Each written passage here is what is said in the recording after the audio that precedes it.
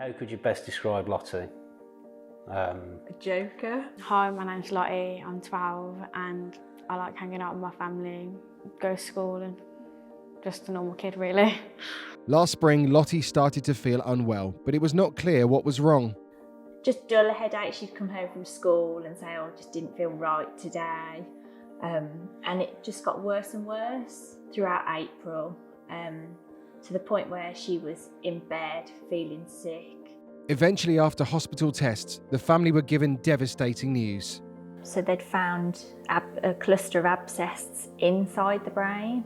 And I asked if it was meningitis. I was still really confused about what was wrong with her because it was just all happened so fast. And he said it was much worse than meningitis. Lottie was rushed to theatre for delicate life-saving surgery on her brain.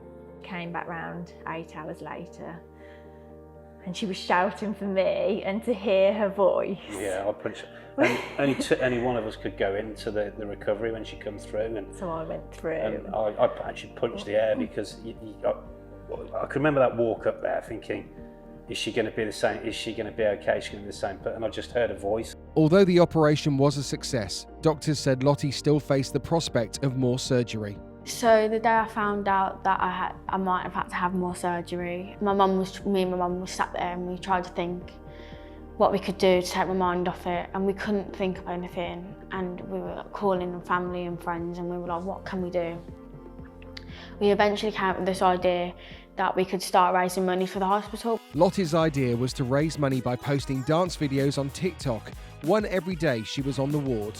Our goal was, I think it was 500 to start off with, and as soon as we put it out there and I started doing my TikToks, the 500, it went so fast. She just kept going, so she just kept doing her TikToks every day. You kept her. And you can see in her TikToks, you can see that she's getting better. It's amazing to see. Eventually, she was given the all clear and discharged from hospital.